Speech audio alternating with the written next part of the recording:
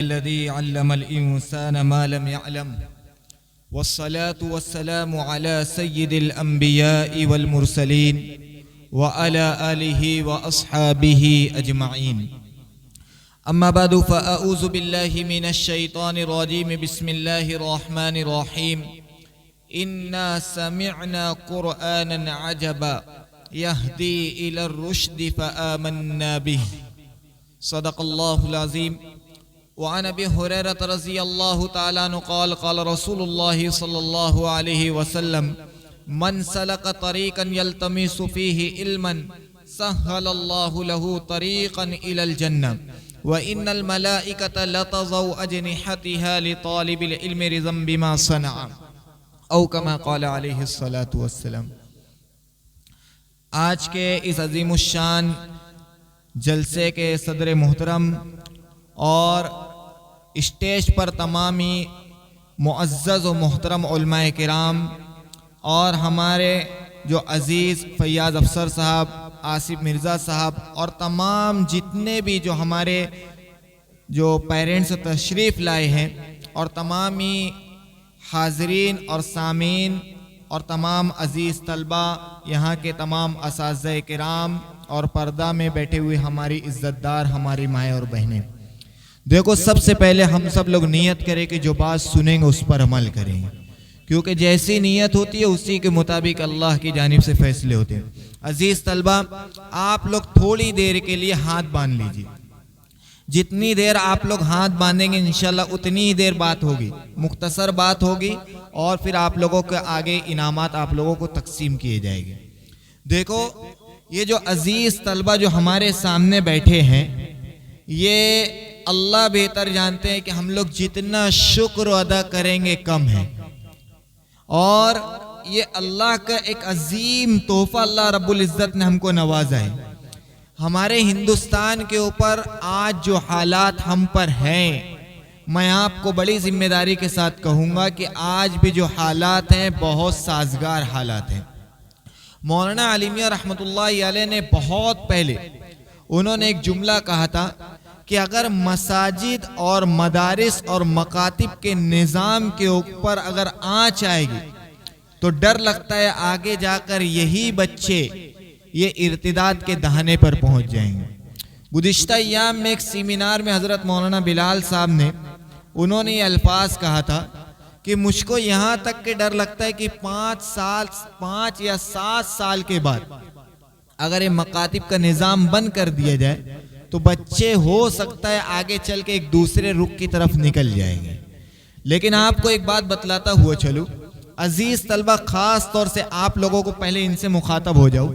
अजीज तलबा, आप लोग मदरसे के अंदर रहते हैं, लेकिन आप लोगों की पहचान मदरसे के बाहर होती है। जब मदरसे के बाहर आप लोगों की छुट्टी होती है तो दीगर तमाम लोग आपको देखते हैं कि आप लोग किस डिसिप्लिन के साथ जाते हैं, किस डिसिप्लिन के साथ आते हैं, आप लोगों के अखलाक कैसे, इसके जरिए से पूरी बस्ती में मालूम पड़ जाता है कि निज़ाम कैसा है। अगर आप लोग इनडिसिप्लिन के साथ रहेंगे, बद अखलाकी के साथ आप लोग बाहर की जिंदगी गुजारेंगे तो उसकी आंच अंदर आती है। नियत करो यहां से कि हम लोग अच्छे अखलाक की जिंदगी गुजारेंगे। दूसरे नंबर पर आप लोग नियत करो तमाम तलबा कि हम लोग हाफिज कुरान भी बनेंगे, आलिम दीन भी बनेंगे इंशाअल्लाह। तीसरे नंबर पर आप लोग ये नियत करो कि इंशाअल्लाह हम लोग यहाँ पढ़ेंगे, अल्लाह की रजा के लिए पढ़ेंगे। और इसी के साथ साथ जो पेरेंट्स आए हैं, मैं आप लोगों को बतलाऊं, ये जो मदरसा जो चलता है, मकतब जो निज़ाम चल रहा है, ये आप लोगों के ताउन से ही चलता है। आप लोग फीस के जरिए से हमारे मुशफिक असातिज़े किराम की मुआवनत करते हैं। अभी देखो आज का जो सालाना जलसा है, बहुत सारे मुखय्यरान ने अल्हम्दुलिल्लाह अच्छे अंदाज में उन्होंने अपने हाथ को यानी इस मदरसे के ऊपर उन्होंने शफकत के साथ रखा। ये अल्लाह का फजल है। और ये आज जो आपको नजर आ रहा है, इसका पूरा, ये आज जो तमाम चीजें नजर आ रही, इसका पूरा मैं आपको बताऊं अज्र जो मिलेगा, ये अल्लाह रब्बुल इज़्ज़त इतना देंगे कि आप भी नहीं सोच सकते। मैं आपको एक बात बतलाऊं, गुज़िश्ता अय्याम में उंदलुस के अंदर एक ऐसे हालात आए थे, 70 साल के ऐसे हालात थे कि जहाँ कहीं मुसलमान नजर आता था तो मुसलमान को शहीद कर देते। मदरसा मस्जिद जहाँ नजर आई मुनदिम और शहीद कर दिया जाता। ऐसे जुल्म सितम के हालात 70 साल के रहे। जब ऐसे हालात जब खत्म हुए तो लोगों ने जब देखा कि उसी जगह से, उंदलुस से, स्पेन से, गरनाता से मुसलमान बाकी रहे, लोगों ने पूछा कि बताओ ये ऐसे जुल्म सितम के पहाड़ जब तोड़े गए तो ऐसी जगह पर मुसलमान तो बाकी नहीं रहते, यानी जहां कोई मालूम होता ये मुसलमान है फौरन शहीद कर दिया जाता। तो कहने लगे कि रात के अंधेरे में, देखो ये खास तौर से जो तमाम जो हमारे जो भाई आए हैं वो खास तौर से ये तमाम चीज अपने दिल और दिमाग के अंदर लेकर जाओ, और जो हमारी बहनें आई है वो ये मैसेज लेकर जाओ कि इंशाल्लाह हम लोग अमल करें। रात के अंधेरे में जनाजे के अंदर चंद बच्चों को बैठाते थे और ये जनाजा कब्रिस्तान जाता था और कब्रिस्तान में उस जनाजे को रात के अंधेरे में उतार देते थे और उस जनाजे से वो बच्चे उतरते थे, वो कब्रों के अंदर उतरते थे और एक आलिम दीन उस कब्रों में उतरता, रात देर तक के उन बच्चों को कुरान पाक की नेमत से मालामाल करता रहता। 70 साल तक के जब उस धरती के ऊपर जब जुल्म की आंधी चलते रही, जब ये आंधी खत्म हुई तो लोगों को, दुनिया को मालूम हुआ कि इन बच्चों की हिफाजत कब्रों के अंदर बैठा कर की गई है। मैं आपको एक बात बतलाऊं, बहुत मुख्तसरन आपके सामने पेश करता हूं। गुज़िश्ता अय्याम में हमारे पास जो तातारियों का जो हमला हुआ है, दुनिया कभी भूल नहीं सकती, मुसलमान तो कभी फरामोश नहीं कर सकता। इतना जुल्म सितम हुआ है, जहां कुरान पाक नजर आता उन्होंने जला देते थे। इसी तरीके से मुसलमान मस्जिद, मदरसे, दीनी शोबे को ऐसा मुनदिम किया उन्होंने कि जिसकी हकीकत में कोई नजीर नहीं नजर आता। उस दरमियान दजला का जो पानी था, इतना कुरान पाक जलाया गया था कि दजला का पानी सिया हो गया था। सलेबी जंग हुई, हमारी मस्जिद को अस्तबल के तौर पर इस्तेमाल किया। इतना जुल्म सितम मुसलमानों ने देखा है। गुज़िश्ता अय्याम में हमने जमीयत की जानिब से इधर अहमदनगर के करीब में एक जगह विजिट किया था 2022 के अंदर। मुसलमान घर के अंदर हमने मूर्तियां देखी है, मालेगांव से 130 किलोमीटर। देखो ये अल्लाह का जितना शुक्र अदा करेंगे आप लोगों के लिए कम है कि आज अल्लाह रब्बुल इज्जत ने हमारे शहर पर, हमारी बस्ती पर और हमारे घर पर और हमारी फैमिली के ऊपर अल्लाह रब्बुल इज्जत ने वो अजीम नेमतों के साथ निछावर किया कि जिसका हम लोग कभी भी हकीकत में कह सकते कि हम लोग ये सोच नहीं सकते कि ऐसे हालात दोबारा आ सकते। लेकिन आपको एक बात बड़ी जिम्मेदारी के साथ कहता हूँ, देखो ये अजीज तलबा है, ये कल मुस्तकबिल के इमाम बनने वाले, यही तलबा के हाथ में कल मुस्तकबिल की कमान होगी।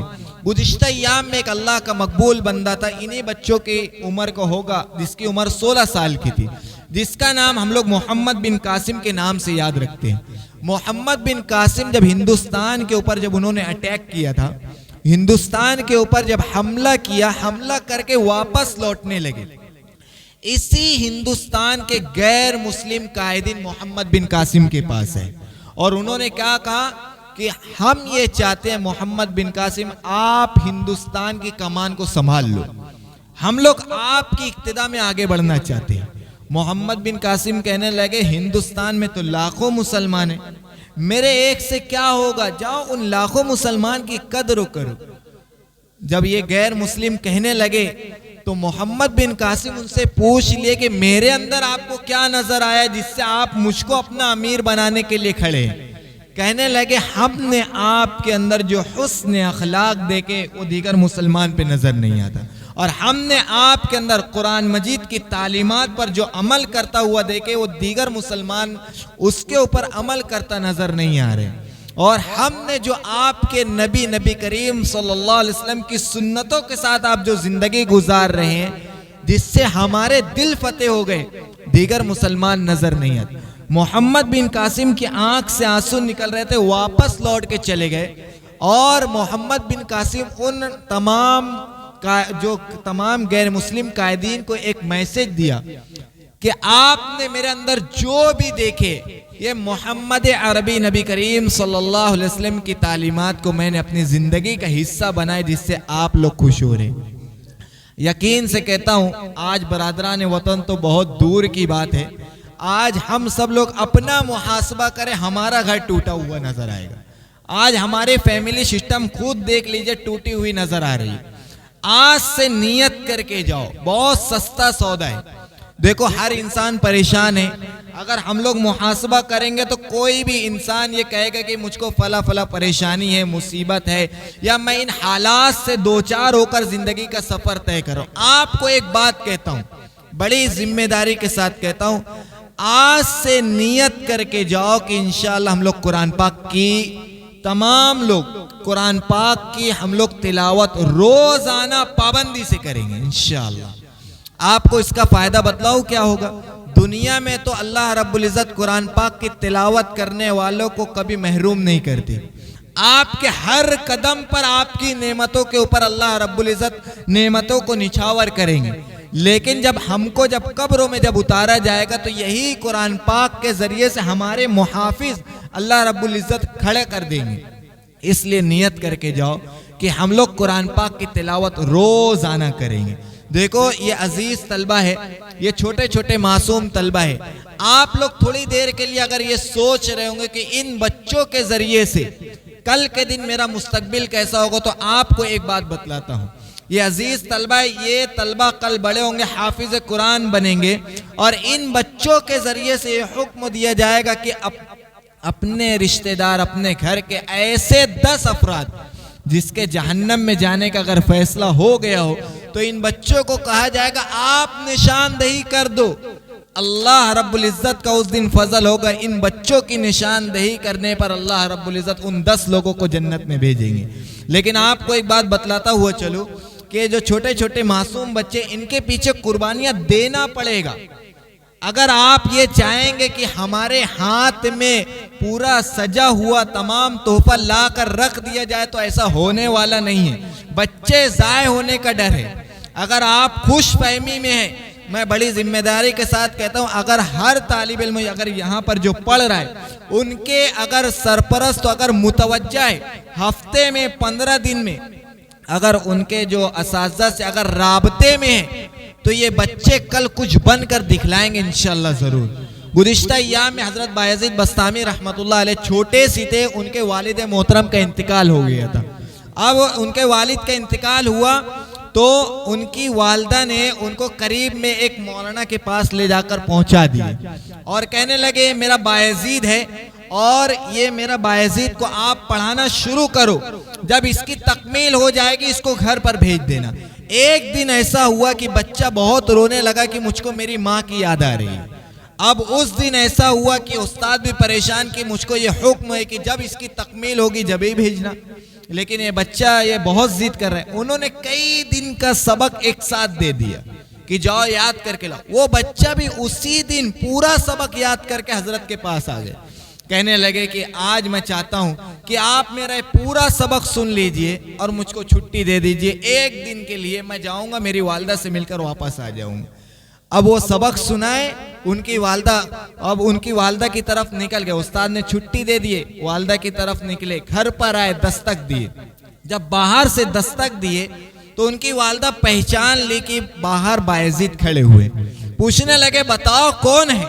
कहने लगे कि अम्मी जान मैं आपका बायज़ीद आया हूँ, दरवाज़ा खोल लीजिए, मैं आपसे मिलना चाहता हूँ। कहने लगे मेरा बायज़ीद तो इतनी जल्दी वापस आ नहीं सकता, मैं तो मेरे बायज़ीद को उस वक्त मैं चाहती हूँ कि जब वो पूरी तकमील कर ले और अल्लाह रब्बुल इज़्ज़त उसको निस्बत के नूर से नवाज दे, जब मैं मिलना चाहती हूँ। समझ गए मेरी वालदा की ख्वाहिश ये है कि मैं वापस हो जाऊँ। वापस लौट गए। एक लंबा वहाँ से वक्फा गुजरा। जब एक रात में तहज्जुद के वक्त उसी उस्ताद मोहतरम को अल्लाह रब्बुल इज़्ज़त ने नबी करीम सल्लल्लाहु अलैहि वसल्लम की ज़ियारत से मालामाल किए और आपने हुक्म दिया कि बायज़ीद को आप इजाज़त और खिलाफत दे दीजिए और उनको घर वापस भेज दीजिए। जब उनको इजाज़त दी गई, जब वो बायज़ीद जब दोबारा जब घर पर आए तो जब आवाज़ दी, फौरन उनकी वालदा ने जब दरवाज़ा खोला, उसी हज़रत बायज़ीद बस्तामी रहमतुल्लाहि अलैह के ज़रिए से लाखों लोगों उनके हाथ पर तौबा तैब हुई। ये जो छोटे छोटे बच्चे नजर आ रहे हैं ना, इन बच्चों के पीछे लाखों लोगों के ईमान अल्लाह रब्बुल इज्जत हो सकता है हिफाजत का जरिया बना देगा।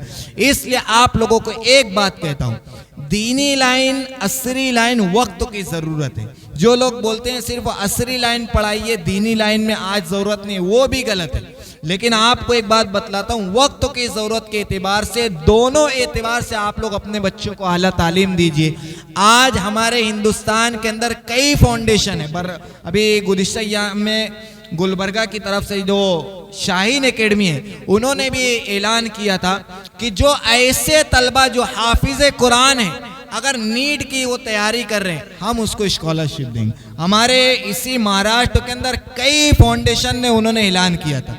मैं आपको चाहता हूं इन बच्चों को दीनी लाइन में भी आगे बढ़ाए, असरी लाइन में भी आगे बढ़ाए। और आखिर में एक बात कहकर अपनी बात मुकम्मल करता हूं। देखो, हम लोग तो अपने बच्चों की बहुत फिक्र कर रहे हैं। हम थोड़ी देर के लिए अपने दिल में थोड़ी देर के लिए गिरबान में हम लोग सोचो कि कल क़यामत के दिन अल्लाह के सामने हमको भी जवाब देने। गुज़िश्ता अय्याम में 1991 में एक जमात इसराइल के इलाके में गई थी। बस ये वाक़या कहकर मैं अपनी बात मुकम्मल करता हूँ। इसराइल के इलाके में गई थी, इसराइल के ऑफिसर से उसके मुसलमान जो अमीर साहब थे उससे बात होने लगी। कहने लगे, बताओ तमाम जो जितने मुसलमान लोग हैं सब जागते भी हैं? तो कहने लगे, पूरी दुनिया जागती है, पूरी कौम जागती है, आप कहना क्या चाहते हो? कहने लगे, सिर्फ इतना बताओ कि मुसलमान जिस तरीके से ईदैन में जो आते हैं नमाज के लिए, जो जुमा में आते, आप सिर्फ इतना बताओ फजर में इतने नमाजी आते हैं क्या? वो कहने लगे नहीं आते। वो इसराइल का ऑफिसर जब वापस गया, उसने जो बाइट दी उसके अल्फाज आज भी इंग्लिश में किताबों में लिखा है। उसने क्या कहा मालूम है? कि मुसलमान के ताल्लुक से बहुत ज़्यादा फिक्र करने की ज़रूरत नहीं, मुसलमान ख्वाब गफलत में सोया हुआ है। उसने ये अल्फाज कहा और ये आज भी लिखा हुआ है। देखो, हम सब लोग आज नियत करके जाओ कि हम अल्लाह के अहकाम को पूरा करेंगे, सुन्नतों वाली ज़िंदगी गुजारेंगे, अपने बच्चों की आला तालीम के लिए हम लोग एड़ी चोटी का जोर लगाएंगे। अभी हमारे भाई ने कहा कि अगर 2 रोटी की जगह 1 रोटी खाना पड़े तो ये सस्ता सौदा है, लेकिन अपने बच्चों को आला तालीम दो। आज यकीन से कहता हूँ वक्त की ज़रूरत है।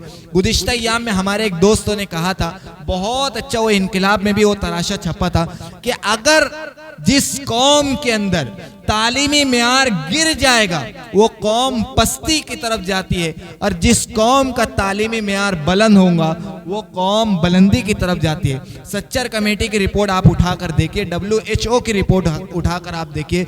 गुज़िश्ता अय्याम से आप लोग देखेंगे हमारे जो तलबा 10 तो करते थे, 10वीं तक के जाते थे, उसका रेशो आपको बतलाओ, हजरत उलमा कराम मौजूद है, 2.5% ऐसे बच्चे हैं जो मदारिस में पढ़ते हैं और 60% ऐसे तलबा हैं जो स्कूलों में पढ़ते हैं।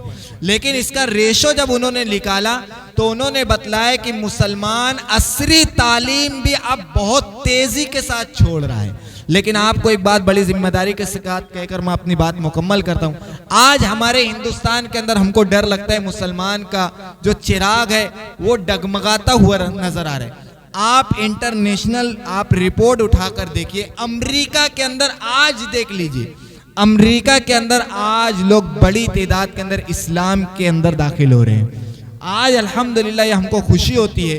उनके सामने 2 ऑप्शन है, जिसमें एक ईसाई है और एक इस्लाम है, जिसमें बड़ी तादाद में अमेरिका के अंदर लोग इस्लाम के अंदर दाखिल हो रहे। जो जितना पढ़ा लिखा है वो उतना पढ़ लिख के सही चीज को वो फॉलो कर रहा है। तो आज मैं एक कहता हूं कि ये तमाम तलबा जो बैठे हैं ये मुस्तकबिल के इमाम बनने वाले हैं, ये मुस्तकबिल के कायदीन बनने वाले, ये मुस्तकबिल के वो तमाम बच्चे, इसके जरिए से हिंदुस्तान की कमान संभाली जाएगी। यही बच्चों के जरिए से अल्लाह रब्बुल इज्जत हिंदुस्तान के निज़ाम को मजबूत करेगा। यही बच्चों के जरिए से, मैं यकीन से कहता हूँ, इन बच्चों के जरिए से अल्लाह रब्बुल इज्जत इनके वालिदैन को, इनके खानदान के तमाम रिश्तेदारों को अल्लाह रब्बुल इज़्ज़त जन्नत में जाने का भी ज़रिया बनाएगा इंशाअल्लाह। अल्लाह रब्बुल इज़्ज़त से दुआ है और कि जो बात कही गई है उस पर अमल करने की तौफीक अता फरमाए। आज मैं इस मदरसे में आया, मैं मौलाना को ख़ास तौर से बोलता हूँ, जो मौलाना अशर साहब है और इनके तमाम रुफ़क़ों को कहता हूँ, बहुत दिल से मैं कहता हूँ कि बहुत ज़्यादा खुशी हुई। आसिफ इकबाल साहब ने जो बात हमारे सामने पेश किए, उससे पहले मौलाना साजिद खान नदवी साहब ने जो बात पेश की, यहाँ का तालीमी मेयार काबिल इत्मीनान है, काबिल फ़ख्र है, काबिल यकीन से कहता हूँ काबिल मुबारकबाद है। आप तमाम लोग बस इनका साथ दीजिए, ये दिन ब दिन इंशाल्लाह तरक्की की तरफ आगे बढ़ेंगे। अल्लाह रब्बुल इज़्ज़त इसकी नज़र है बस से इनकी मुकम्मल हिफाजत करे। अल्लाह रब्बुल इज़्ज़त इस मदरसे को दिन दुगनी रात चुगनी तरक्कियात से नवाजे। व आखिरु दावाना अनिल हम्दुलिल्लाहि रब्बिल आलमीन।